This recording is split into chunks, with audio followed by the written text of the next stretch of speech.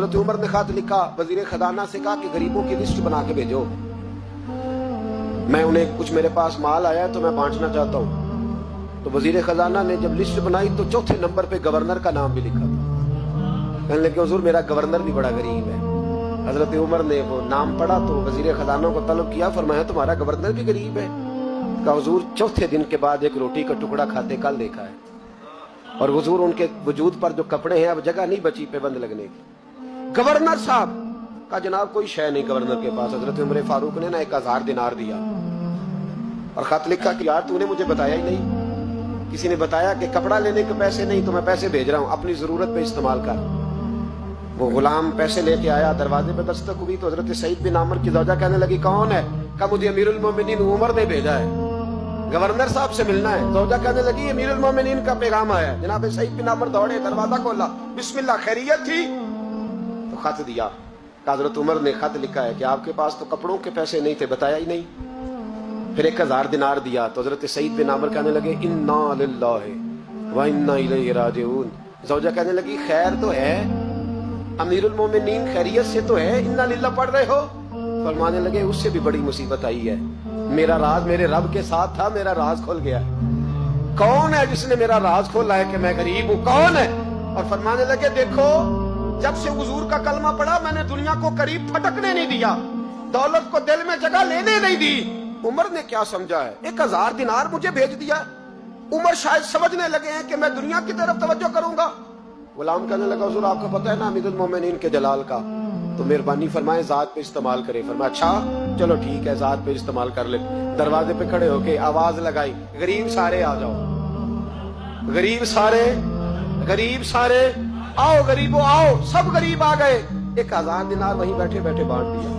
خادم کہنے لگا حضور یہ کیا ہے؟ فرمایا تم نے کہا تو تھا ذات پہ خرچ کر لو، یہ میں نے ذات پہ خرچ کیا ہے، جب صبح قیامت میں جاؤں گا تو یہ پیسے میری ذات کے کام آ جائیں گے، یہ میری ذات کے کام آئیں گے، ذات پر ہی تو خرچ کیا ہے۔ وہ غلام کہتا ہے میں واپس آیا، حضرت عمر سے آ کے کہا کہ سعید تو بڑا اعلیٰ ہے۔ حضرت عمر کہنے لگے صرف سعید نہیں، جس نے بھی مصطفیٰ کا کلمہ پڑھا ہے۔ کہا حضور نہیں میں نے تو انہیں دیکھا ہے۔ کہنے لگے چل 2-4 اور بھی دیکھ لے۔ 400 دینار دیے۔ کہنے لگے جا ابو عبیدہ بن جراح کو تحفہ دیا۔ کہتے میں حضرت ابو عبیدہ بن جراح کے گھر گیا، میں نے کہا حضور یہ امیر المومنین نے آپ کو ذات کے لیے بھیجے۔ فرمانے لگے اللہ عمر پہ رحم کھائے، اس سے مجھ سے زیادہ ضرورت مند کوئی نہیں ملا تھا، مجھے ہی بھیج دیے، چلو بھیج دیے تو کوئی بات نہیں، سخت آدمی ہے، انکار کروں گا تو ناراض نہ ہو جائے۔ کہتے اسی وقت اپنی کنیز کو بلایا، کہنے لگے جا 6 اسے دے آ، 5 اسے دے آ، 10 اسے دے آ۔ کہتے ہیں بیٹھے بیٹھے 400 بانٹ دیا۔ میں واپس آیا تو حضرت سیدنا عمر نے 400 اور دیا۔ فرمایا جا معاذ بن جبل کو دے آ۔ کہتے ہیں میں حضرت معاذ بن جبل کے پاس گیا، میں نے کہا امیر المومنین نے آپ کے لیے بھیجے ہیں۔ فرمانے لگے بڑا اچھا ہوتا اگر عمر میرے ایمان کا گواہ بن جاتا، بڑا اچھا ہوتا اگر مسجد میں بیٹھ کے میرے لیے دعا کر دیتا۔ یہ اس نے کیا کیا؟ پیسے بھیج دیے۔ ہمارے رسول نے تو یہ چیزیں ہمارے قریب آنے نہیں دی۔ فرمایا اچھا آئے ہیں تو لاؤ۔ دروازے پہ بیٹھے بانٹنے لگے، سارے بٹ گئے تو بیوی نے اندر سے آواز دی، کہنے لگی حضور 2 دینار اگر دے دیں تو میں آپ کے لیے اپنے لیے ایک کرتا لے آؤں 2 دینار۔ تو فرمانے لگے او بھلی مانس تو نے دیر کر دی، اب تو سارے بانٹ دیے، ذرا پہلے بتاتی تو دے دیتا۔ تو وہ غلام کہتے ہیں میں باہر کھڑا سن رہا تھا، بی بی کہنے لگی آپ کی مہربانی مجھے بہلائے نا، میں پہلے بھی کہتی تو آپ نے پھر بھی نہیں دینے تھے، مجھے پتا ہے مجھے بہلائے نا، آپ پہلے بھی کہتی تو آپ مجھے اور رنگ میں بہلا دیتے۔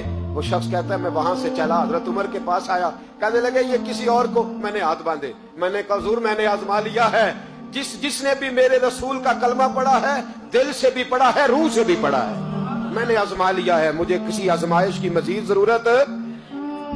اپنی سوچوں پہ دین کو بٹھائیں، آپ یقین کریں دین آپ کو ٹھنڈا کر دے گا، دین آپ کو سکون دے گا، دین آپ کو ٹینشن فری کر دے گا، لیکن شرط یہ ہے کہ دل کے مسلمان بنو، روح کے مسلمان، سوچ اچھی، نظریہ صاف۔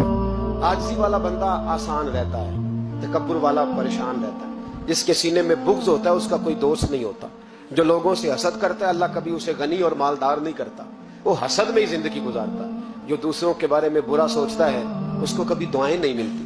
دل اور نظر کے مسلمان بنو، اچھی سوچ، اچھا نظریہ، اچھی فکر، اچھا زاویہ نگاہ، بولو تو اس طرح بولو جیسے مسلمان بولتے ہیں، سنو تو وہ سنو جو مسلمان سنتے ہیں، اگر بیٹھک تمہاری ہو تو ان لوگوں کے ساتھ ہو جن کے ساتھ دینداروں کی بیٹھک ہوتی ہے۔